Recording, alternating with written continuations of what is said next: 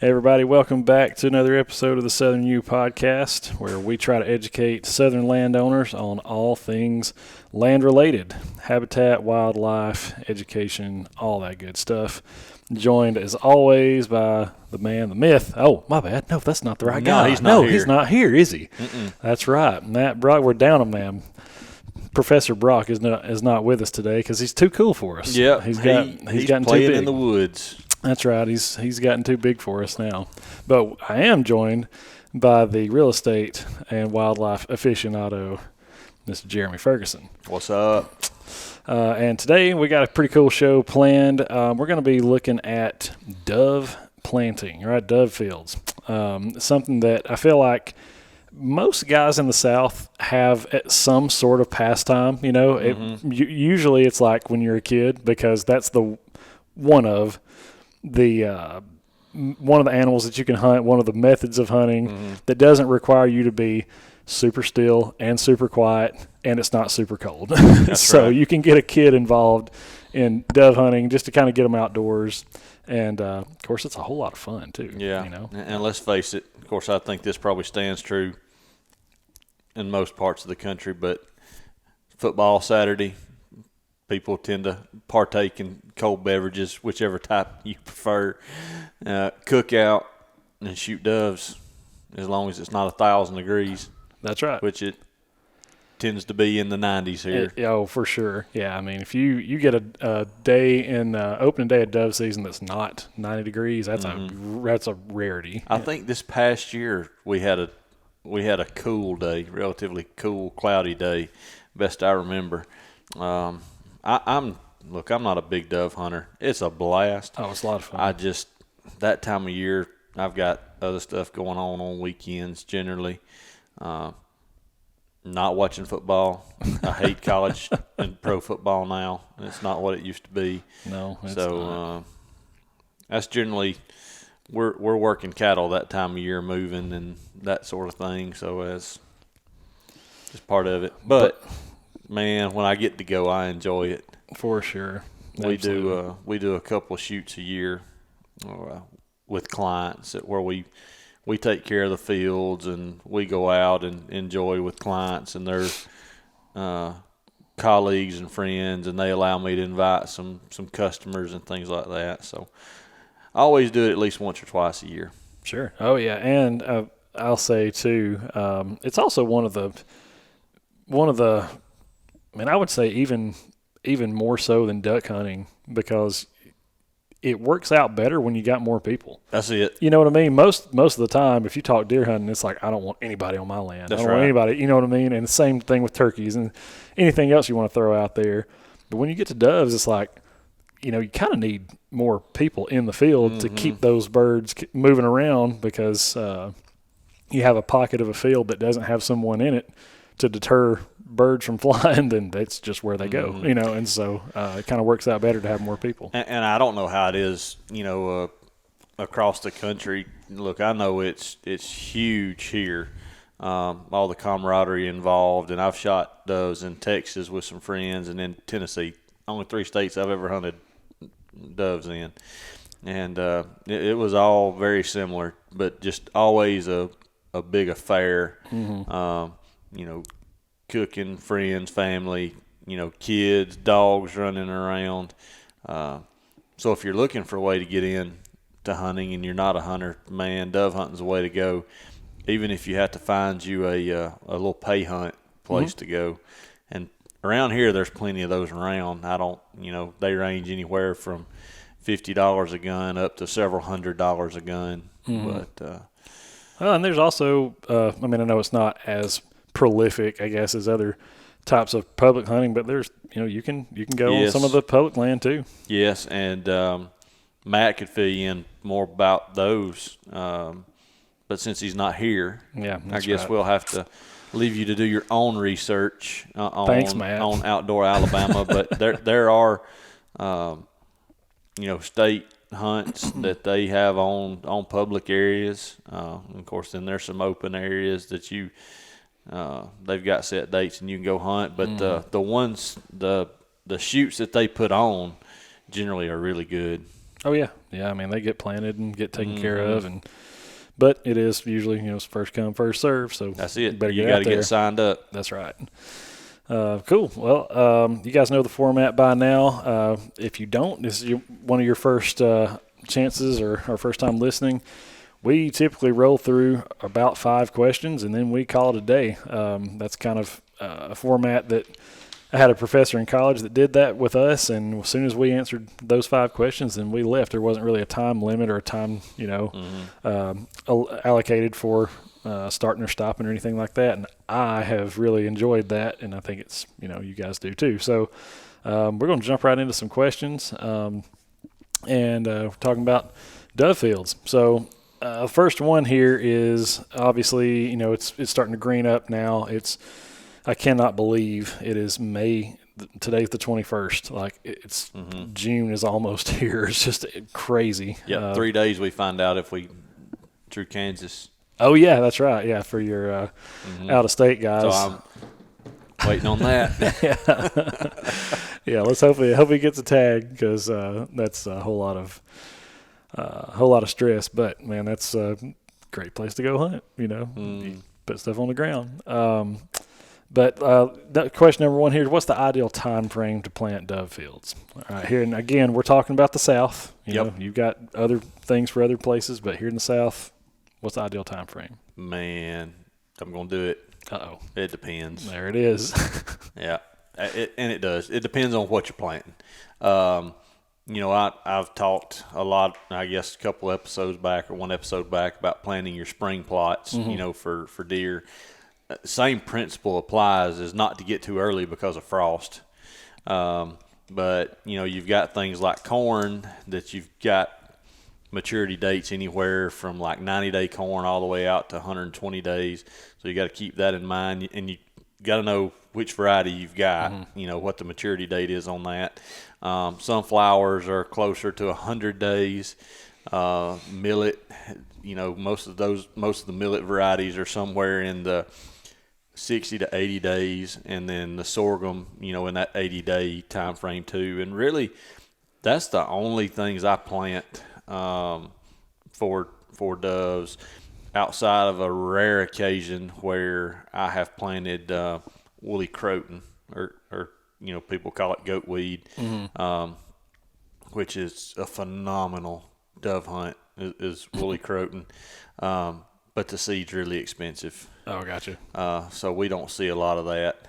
The one good thing is if you plant a field with woolly croton, it heavily reseeds, and what's left there is going to come back. Okay. Cool. You hear people down in our part of the world talk about having just phenomenal dove hunts on clear cuts.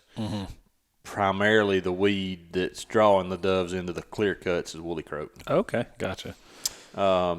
But time frame, you want to be getting things in the ground April, May.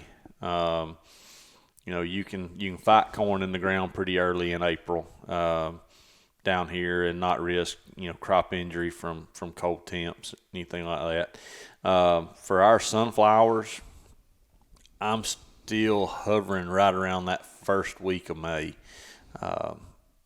I think I told y'all the story of planting the soybeans there on that farm, and them just getting roasted by frost in late April.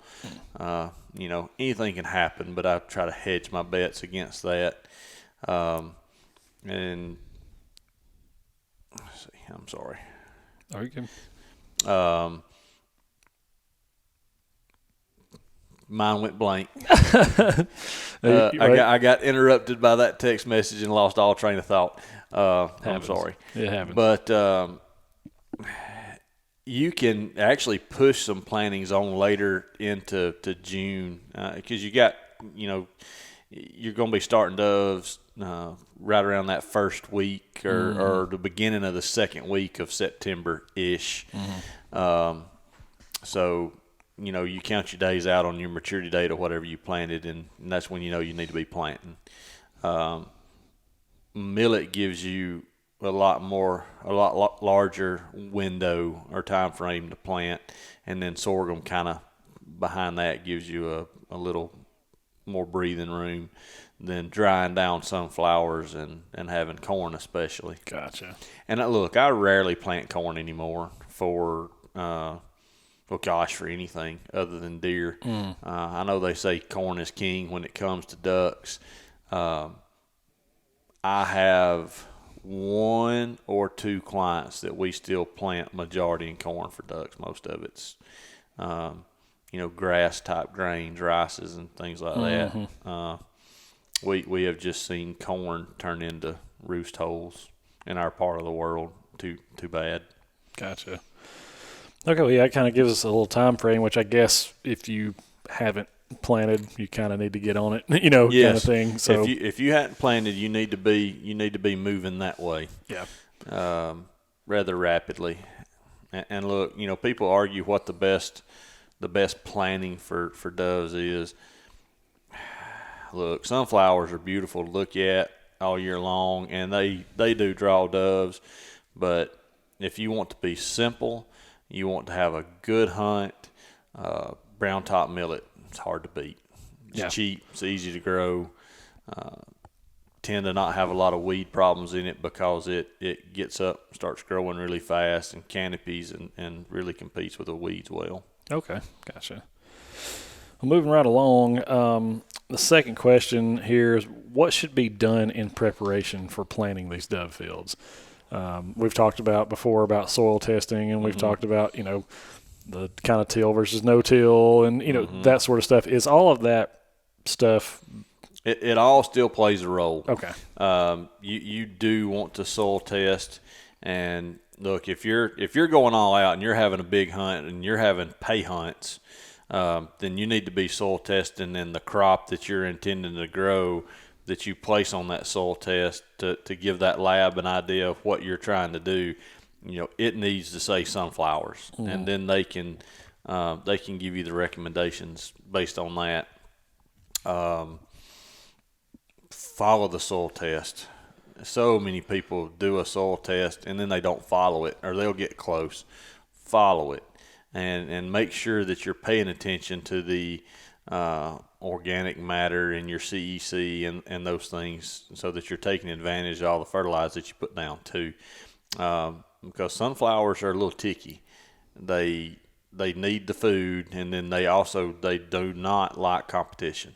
So the cleaner the field, the better for sunflowers. And so when you say clean, do you mean you need to disc that, rake it, burn it, do everything you possibly can to get stuff out of there? Or is there do you need to spray and terminate what's already there? What's the best way of getting that as clean as you can? Look, different folks have different methods. I'm just telling you what we do. For our sunflower fields, we do till the ground. We put down a pre-emergent at the time of planting, and then we'll come back again later as grasses and weeds start breaking through that protective time frame or protective layer of the pre-emergent, which is usually you're going to get 30, 40 days out of that, depending on how much rain, what type of soil, things of that nature. And we'll have to go back over them with another. And of course, now this is with Clearfield sunflowers. I need to make sure everybody understands that. You can't just spray anything on sunflowers. Clearfield sunflowers give you the most options on what you can spray to keep weeds and grasses out of there. And look, I'm not going to give prescriptions that I use because I don't want somebody to use it and it not work. It's just what works for me. But there are a variety of pre-emergents that work well. Some of those are Dual Magnum, Prowl, H2O, Pendy, Spartan Charge, Spartan Charge. Spartan Charge. Oh, me. I forgot which one, that last one I was going to say after Spartan Charge. That's the Southern version right there. Yeah, Charge. Yeah. But there are a variety that work well, but look, as with everything, anytime you use a herbicide, read the label. Make sure you're picking group herbicides that work together. For instance, me at our farm, when I try to plant anything, I fight with red root pigweed and Palmer amaranth. I mean, put it in golfing terms. If you go out there, and you're trying to hit your iron shot and you knock a divot, in that divot in my pasture, there would be 10 pigweed or Palmer amaranth plants coming up. It's just unbelievable. And that's from past poor practices in farming, before I owned the place. So I said I avoid tilling at my farm, and I do, but for sunflowers I till. So I'm fighting those plants. Mm-hmm. So generally what I do is I'll disc my place really, really early. And I'll wait till we've got good rains and warm temperatures, which we've had, 2 or 3 weeks ago. So my pigweed and Palmer amaranth got up about that tall. Well, I smoked it with glyphosate, and at that point I was ready to plant sunflowers. So I went ahead and I drilled sunflowers in, or say drill, I'm using a 4-row planter. Planted sunflowers in, and then I came back with a pre-emergent. I used a mixture of different ones. The basis of mine is has always been either Prowl H2O or having Pendy or Spartan. Those are the main ones that I use. So I'll get a layer of protection there for a little while, and in about 40 days I'll have to go back over. For fertilization in fields that you can row plant, best case scenario is that you can side dress your fertilize, or that you can in-row fertilize with the row. And, the guys with row planters know what I'm talking about. The guys that don't row plant, they don't know, but they don't have to know because they're not planting with a row planter.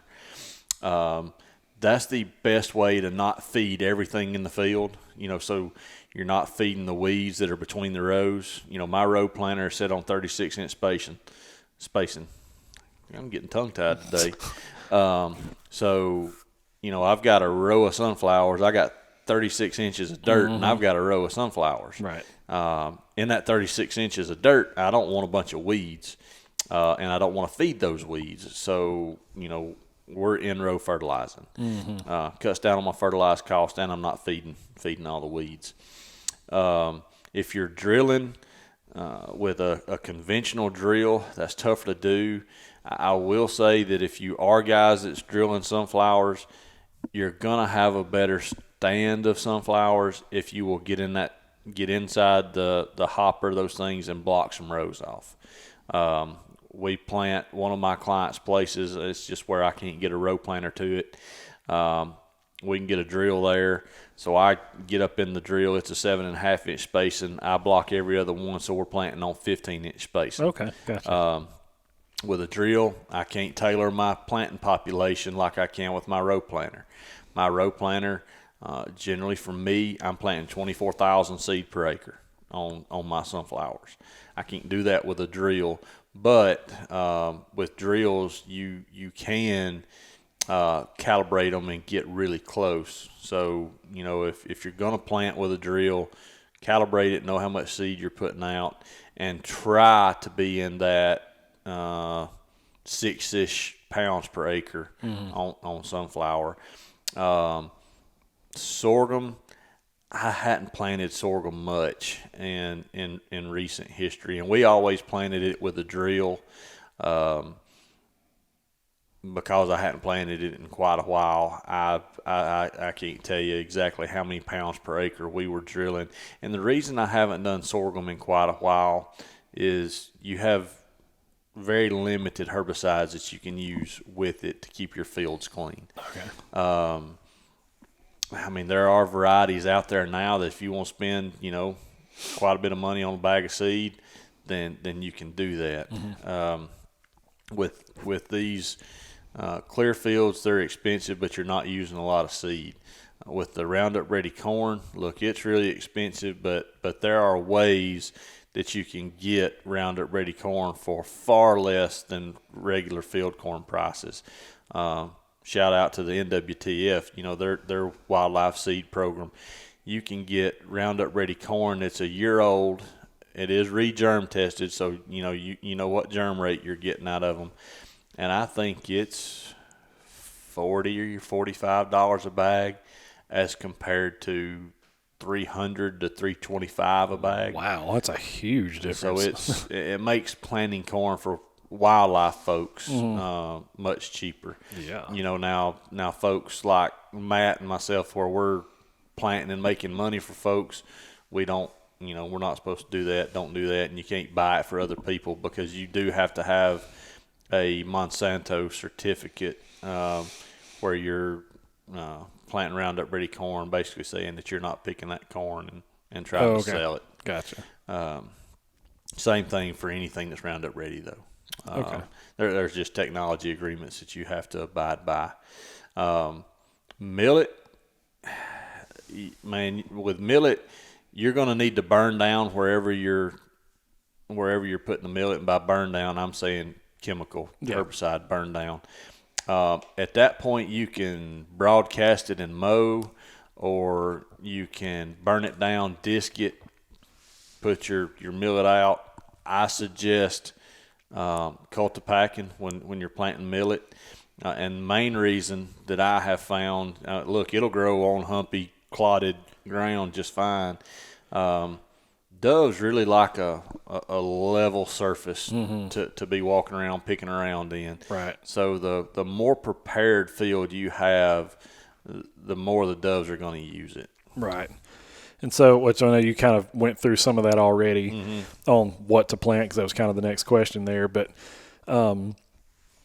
can you just kind of give us some reasoning as to why? I mean, I know you do this for clients, and you have said, like, hey, this is what we've had success with over previous years and that sort of thing. But I've heard you say it before, like, if you're planting something, you need to think about, who am I planting this for? And if you're planting small seeded stuff for hoping that you have an awesome food plot for deer, well, like, why are you doing that? If you're planting large seeded stuff like soybeans, well, for doves, and that doesn't make any sense either. So I guess just like, could you kind of give just kind of a general statement on, like, if you're planting something for doves, it probably needs to be relatively small. I mean, the seed wise, I guess. Well, it's funny. Birds are a whole different animal. I mean, obviously, right. But when it comes to what they eat, they are a different animal. Most birds, I mean, look, there are species of songbirds and quote unquote dicky birds that they have very specialized food sources.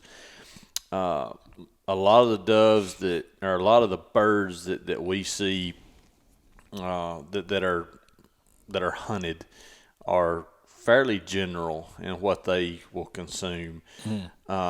If a dove can swallow it, generally they'll eat it when it comes to a seed.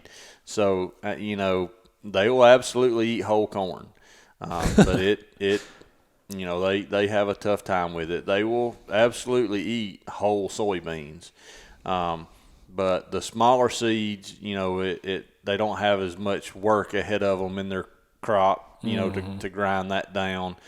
I have found that seeds from small sunflowers or the mid-sized sunflowers on down seem to be preferred. But now, look how many dove hunts across the country are on cornfields. Yep. Picked cornfields. Sure, absolutely. So I don't think there's a total right answer when it comes to, what to plant for doves, except for, a lot of it comes to maturity, when you can pick it, things like that. I mean, you're not going to plant soybeans and be able to pick them and be ready to dove hunt. The maturity date doesn't allow you to do it, and your planting date doesn't allow you to do it. Now, if you're hunting doves on the second season where it's late in the year, then sure, you're going to have the opportunity to hunt doves over a picked soybean field. And look, it absolutely works. But that's why a lot of your dove hunts, like for the state, we talked about them having dove hunts. You'll see some of those get postponed, and that's because corn's not out of the field yet. Oh yeah. So I wouldn't say, hey, doves prefer millet, 5 times more than they prefer corn. I mean, it to me, as long as you have a plentiful grain source that's on the ground and the field is fairly clean, you're going to have doves. I got you. Because I know, like, one client in particular that you've got, I actually got to go out to that dove field, and I remember you saying, hey, we tried some pearl millet this time and just wanted to kind of see how it did. Yep. Don't know that we'll do this again. Nope. There's a whole lot of biomass kind of left behind, and yep. I don't know that it really makes sense for us to do this again, but it was something to try, It was. We tried several different plantings on Dr. Kane's place down there last year, and we learned what we want to use primarily, which was sunflowers and brown top millet. And we tried, or I say we tried, we planted sorghum, and we also planted pearl millet. When it came to sorghum, like I said, we struggled to have good grass and weed control in it because of the limitations we have with herbicides. Pearl millet, kind of the same thing, but there's so much biomass with it that there wasn't much weed competition in it.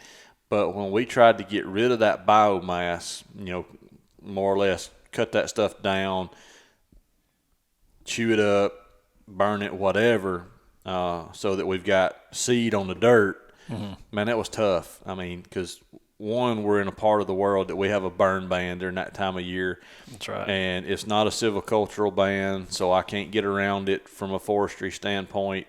And that county public health department really gets in our business when we try to burn during that time of year. So we couldn't get rid of it that way. So there was just so much grass, for lack of a better term. I mean, pearl millet is a grass. That stuff was, I don't know, 7-8 foot tall, but I mean, seed head on it was, that big and just absolutely loaded with seed. I think we did an episode with me holding some of that. But man, when we cut that stuff down, tried to dry it out and get seed to the ground, I mean, it was almost like you had cut a hayfield and just left it laying. There was so much biomass left. And doves just can't get to the seed that way. Yeah, that's right. Yeah, I remember kind of seeing that, and you would think, looking at that grain, you're looking at the head, that think, oh, man, these guys are going to wipe this stuff out, and they probably would if they could get to it. Yeah, but right. If they can't get to it, then And look, if you have other tools at your disposal, what would be awesome in a situation like that is, a grain harvester that you can pull behind, and you've got the chute that sticks out, and it shoots all that stuff out. If you could do that, it would spread that out, and I think you would be okay. We just don't have access to one of those on the farm. And with brown top millet, look, you have a lot of guys plant that, and they're cutting it for hay, for cattle hay, and then they just time that last cutting and let it dry out. And after they bale that up, it's, you rake and bale hay, it's moving that grass around a lot, and then you're compressing into a bale. You're losing thousands of seeds off of those plants, just, and by thousands, I mean every few feet. Yeah. There'll be millions of seed across a field just through the baling process. So it's there, it's built in. I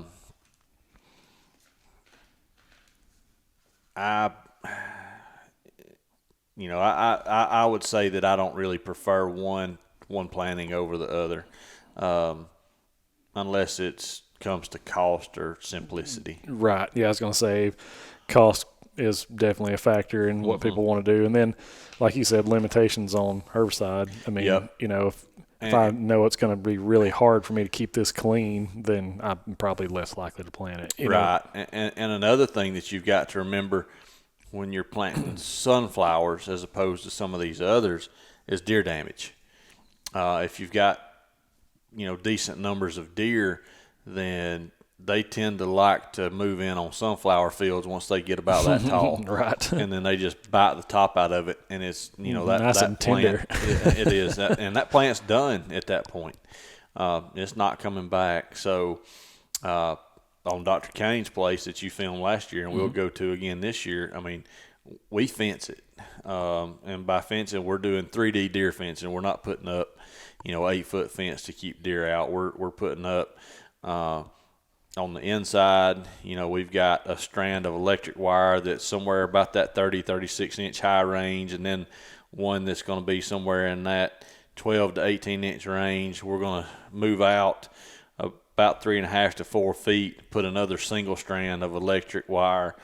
And look, some deer still get in it, but it keeps the vast majority out. Yep. Well, and there's also feral hogs on that place too. There are. And that's why corn is completely out of the equation there.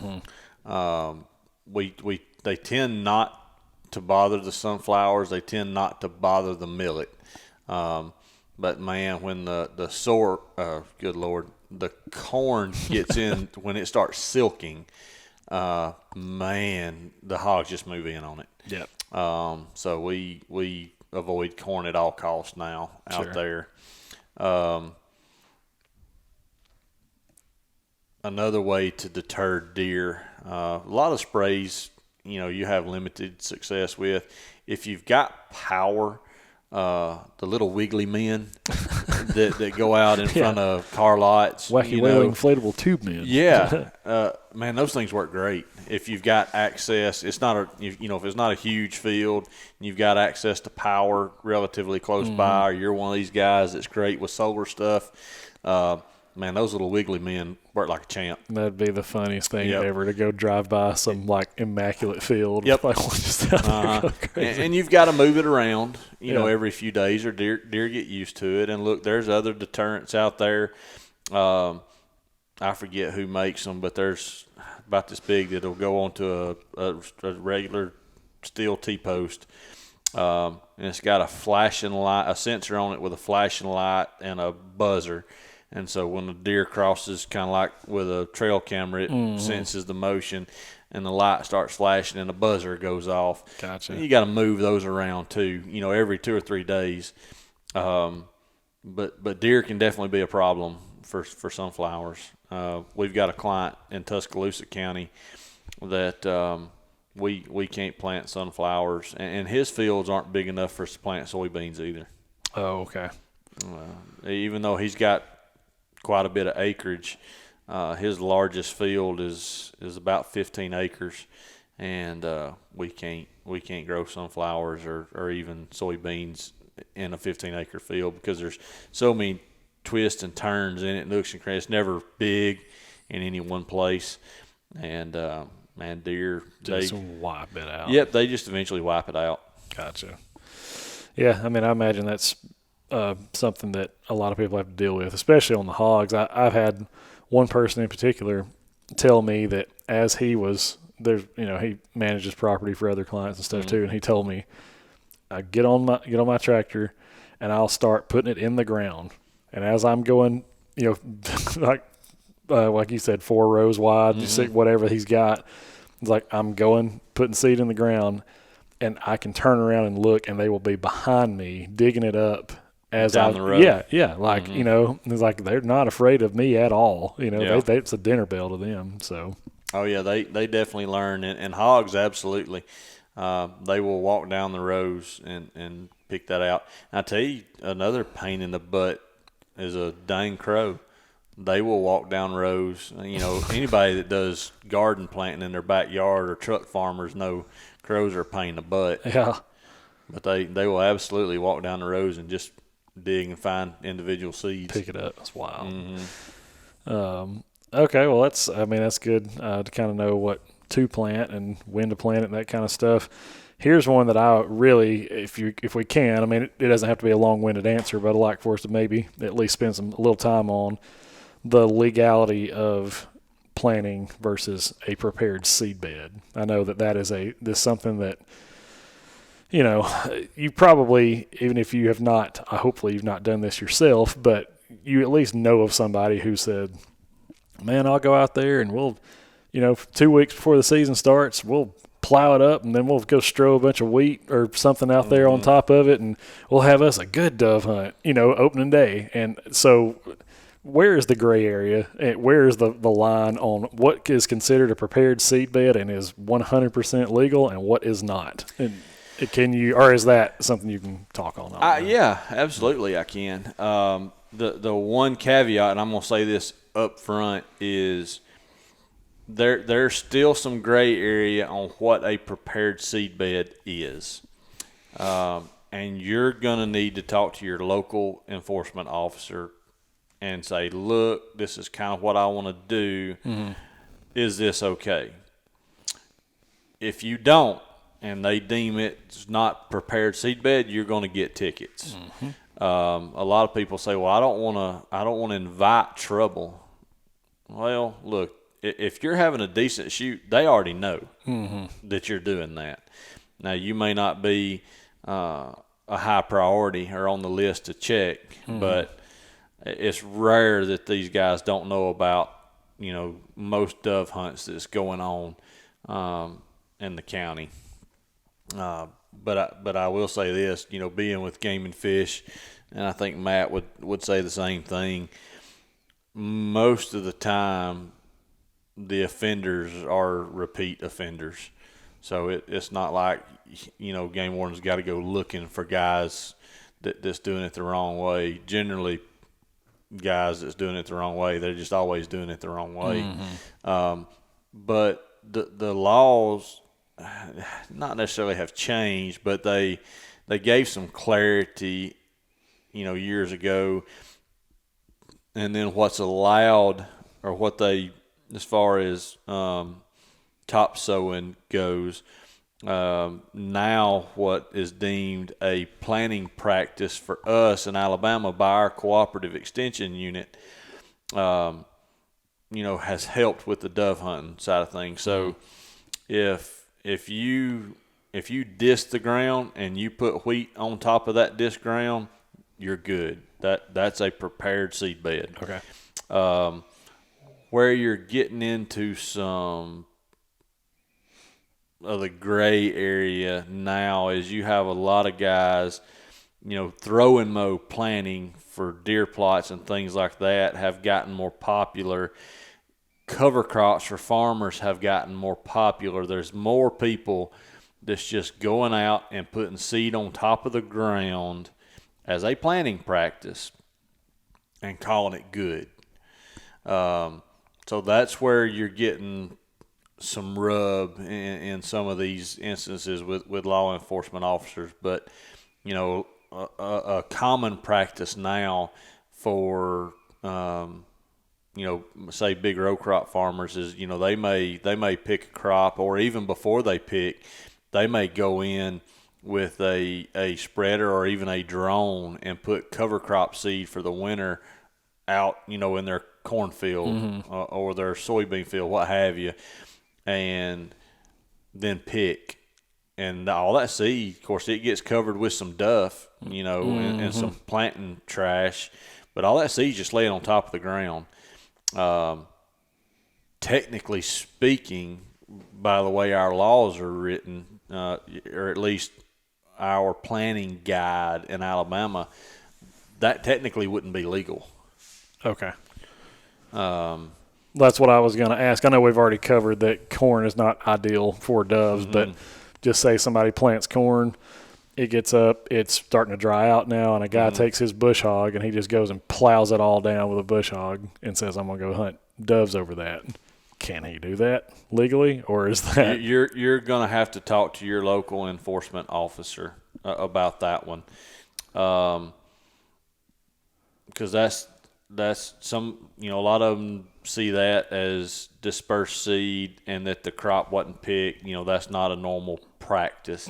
However, you run into instances where you've got insurance beans or insurance corn. Well, my understanding with anything that's insurance related is it can either be left to the wildlife or it's got to be plowed under. Well, what happens if they're in the process of that and it's dove season? Well, you may have a big field that needs to get knocked down and they're in the process of plowing, but in the meantime you've got hundreds of acres that's been knocked down and yet to be plowed under. Right. So there are still some areas that I feel you can probably get into trouble. And look, these guys, these row crop farmers, we may get hit with tons of comments of, oh, you can't do that, you can't do this. I'm speculating on some of this because that's not what we've done. Right. That's why I say talk to your conservation officer. But for us, we're following letter of the law. So, if we're gonna have a dove hunt, we're gonna make sure there's a properly prepared seed bed, and there may be wheat just on top of the ground, but you're allowed to put 200 pounds per acre of wheat, top sown. Mm-hmm. Gotcha. Okay. With some of our sunflower fields and our millet, we're gonna dry those things down, and ahead of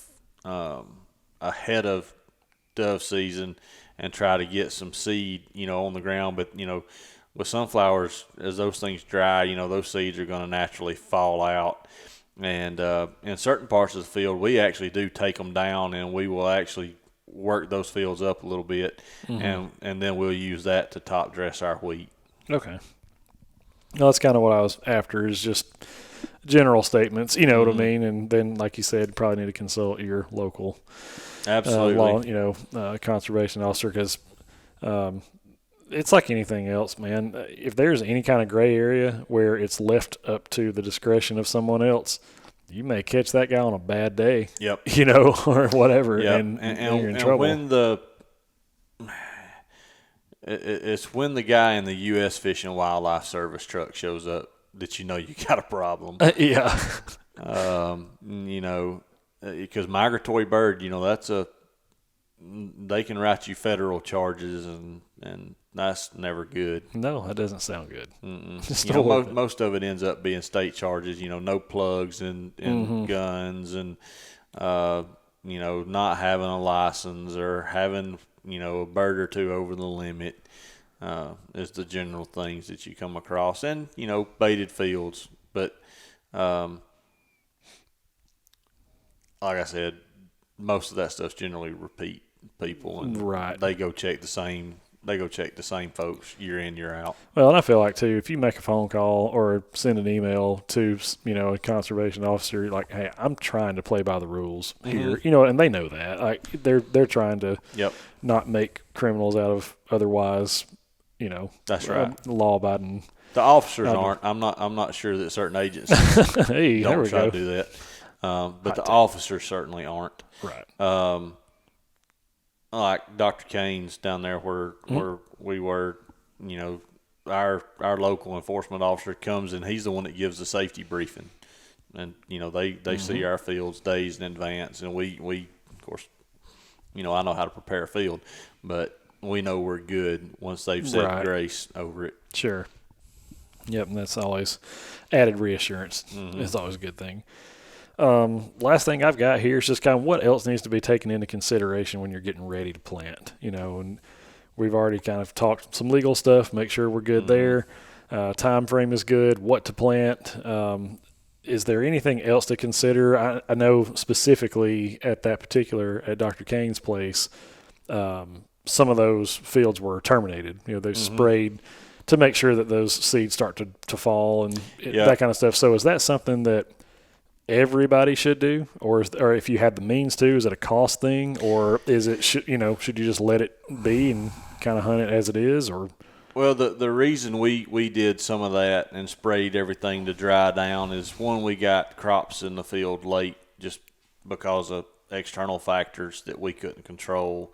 One Weather. being weather, and we had some equipment troubles, which we seem to. If you work in this business and your equipment's in the field day in, day out, all across the state in planting season, you're going to have equipment troubles. I mean, we're battling it today. Yep. It's just going to happen. But because we, had our backs up against the wall, we were a little late. And then in some of the plantings, we got more grass in the plantings than we needed to have a clean field. So we burned everything down with Gramoxone and dried everything up about 2 weeks ahead. And man, you look, that's a nasty chemical. I mean, it really is. It'll make you babies be born naked. But it dries the field up pretty good. And that grass and that thatch, is in 3 weeks is, all, it's not Toast. gone, but it's toast. Yeah, you touch it and then Brittle. it breaks up like peanut brittle. Yeah. But that's not a chemical I recommend everybody use. I use it some. It's not very often, but it does a great job of drying things out. Another thing to consider if you're gonna want to do things with dove hunts year in, year out, 2 things to have if you can is water close by. You want to have roosting locations for those birds, or loafing locations, so during the day they can hang out, in some shade trees, or as they're moving about, the farm. You want some high lines, or you want some snags or some pines. I really like having big pines around my fields. I mean, you can't go put a big pine up, Right. So, Sure. but you can put up lines. You can put up fake lines. We do that. That's just as simple as stretching cable up and getting it off the ground so it's out of your way. And water. You wanna make sure you've got access to water. I think I said that, but anyway, water. And if you can, and what we have done in the past that I think works really well is we've built ponds, little small ponds for water holes, and you've got to keep them really, really clean and a gradual drop into the water. But we try to sand and gravel that, at least one edge where the doves can get to shallow water with gravel or sand. That way they can pick up gravel and sand for their crop, to be able to grind those seeds up. Yeah, it's amazing if you have those things together, right there next to a field, how many more birds you will hold. Another thing to consider is your location and proximity to homes, or structures, churches. I mean, you've got some legality with occupied dwellings and, Sure. and churches, and highways. Make sure you understand, those things. Yep. But other than that, make sure you got your planting, in the ground. Make sure you understand, the limitations with certain plantings as far as herbicides go. My suggestion is, use herbicides or use cultivators. Use whatever you have access to that you're okay with using to keep your fields as weed and grass free as possible. I mean, what you want is a crop and then dirt, so that those seeds are hitting bare dirt for those doves to land, kind of in the shade, and in bare dirt and able to pick those seeds up. Right. Yeah, I mean, I think that's about covered it. We got everything from planning and timing and what to plant, legal stuff, and then, like you said, I know it's not like you can go and just magically plant up a bunch of trees around the field so that they can roost in, but there are things you can do. I really like stretching cables across fields, and depending on, we're doing pretty good size fields generally. I try to put the cables down the center. You got to get them high enough that you're not hanging big equipment on them. right. So it can't be something that's 6-8 foot off the ground. You got to get them 12, 14 foot off the ground, and that can kind of be a pain. But what I like to do is, have those cables on a pulley system so we can let them up and down. And you can't really do it on smooth cable or one that's coated. Mm-hmm. Yeah, I understand that. But if you can put up a cable that's not coated, you can, and you have a pulley system on it with like a boat crank. Yeah, like a winch. Yep. So you can let that down when you're having a hunt, and you can go out there and put clip-on decoys. Hello, bird. You can put clip-on decoys and raise them back up and decoy birds in. Right. Yep. Which seems to always be pretty good. Oh, yeah, that's not a bad idea. And the only other thing, that I know that just bears mentioning when it comes to dove hunt is, regardless how big or how small the hunt is, you need to have a safety briefing. You need to talk about gun safety. You need to talk about shooting low birds. That's right. Be as safe as possible. Look, I mean, unfortunately, shooting at low birds is going to happen. You're going to have inexperienced folks out there, or they're going to think they're shooting in a safe direction when they're not. I've been shot twice on fields, and by shot twice, I mean hurt. It hurt. And got a buddy that got shot, almost lost an eye. Shotguns are still dangerous, even if people are a long way from you. Oh, yeah, for sure. But also, man, it's a great way to get kids involved. Mm-hmm. Even if your kids aren't going to hunt, man, take them out there with a BB gun, a little Red Ryder. That's what I do. And let them have Absolutely. Let them have a big day. Let them shoot at some birds flying by with a Red Ryder.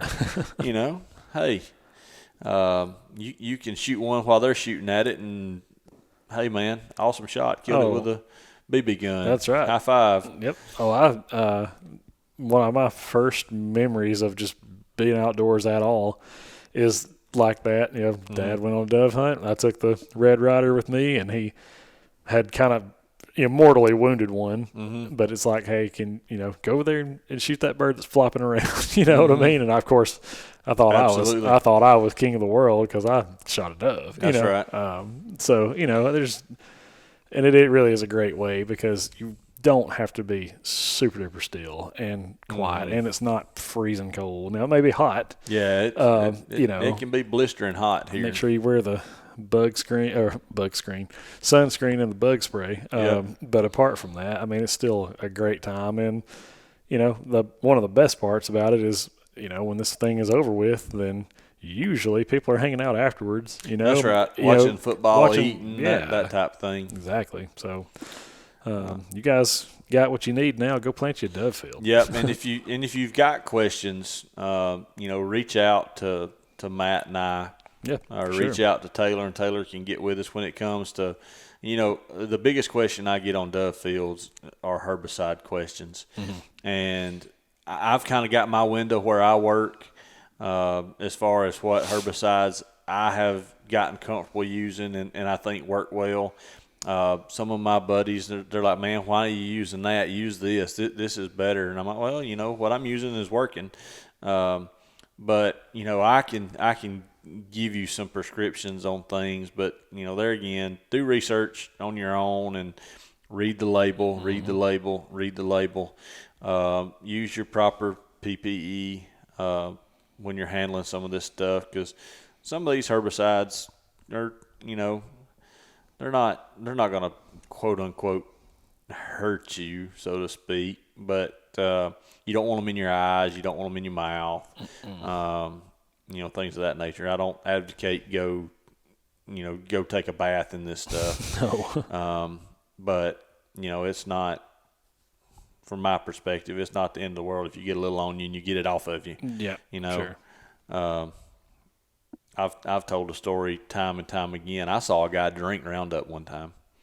Yeah. Now there's all kind of lawsuits for that. Going on. He was a rep for a spraying company that we used timber company years ago, and we had a lady just, a neighbor showed up. Oh, you're going to kill us all, with that stuff. And that guy kind of got tired of listening to it, and he poured about that much in a little cup. And we're all standing there wondering what's about to happen here. And he just turns it up and drinks it. He said, now, do you think that I would do that if it was going to kill you? Yeah. And, I mean, her eyes got that big around, and she didn't say another word. She just turned around and left. Now, would I do that? Absolutely not. No. Don't advocate anybody does it, but he proved his point. Yep, that's right. I know he could shit over a 4-rail fence after he did that. he had to have been able to, but God, but he sure did it. Oh man, no thanks. But yeah, looking forward to dove season. I know that's a pretty good ways away, but I hope all three of us get to head down to Dr. Kane's place here in the next maybe a week or two. Yeah. Do a little filming. We're gonna have our introduction into drone spraying and fertilizing. Yeah. We held off of doing some things when we planted the sunflowers. One, from timing purposes, but two, I wanted to try this out. Yeah. So we've got a crew that's going to bring drones out and spray and fertilize for us. And that's one thing I did. I totally skipped over most of the fertilization side of things. If you're growing something like sunflowers, I advocate for splitting the fertilize. Do it 2 times. Okay, gotcha. Do it at the time of planting, and then if you have the ability, do a second application. So Okay. break your recommended rates in half. Plant it or fertilize at the time of planting, and then fertilize again at about, I would say, the V8 stage or 8-leaf stage. Okay. Go ahead and dose them again. And you may have other guys that are doing this that may say, hey, wait till they're putting on heads or another leaf stage. I tend to like the 8-leaf stage myself, but I got you. just me. I got you. I don't know who your crew is for spraying that stuff with the drones. I hope it's not the same guy that you sent us a video of last night that took a drone to the dome. No, that guy. Y'all, I don't know if anybody's seen this, but my mind-numbing thing, unfortunately, is trying to get my mind off of business day to day. I'll come home and before bed, I'll just scroll, Facebook or Instagram, just looking for as dumb a stuff as I can find to laugh at. And that guy. My gosh, I don't know what size drone that was or how fast it was going, but it hit that guy in the head and it took him off his feet. Oh yeah, and he went to the hospital. And the drone just flew apart. Disintegrated. Yeah, the drone is no more. So yeah, it was hilarious. No, it's not him. The guy that's actually going to be coming down is a guy named Trayton Taft with there it is. Taft Drone Services. Good Lord.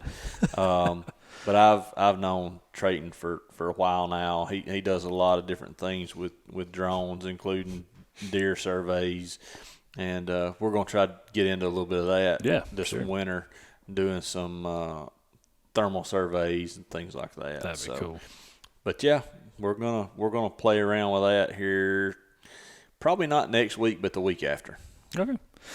Cool. Well, guys, thanks so much for hanging out with us, and hopefully we shared some information that is of value to you guys. Hope you're learning as I am just along on the journey too. But stay tuned. We do have some more in the field type stuff coming up, and we also potentially could have some pretty big announcements to make in the near future too. Yep.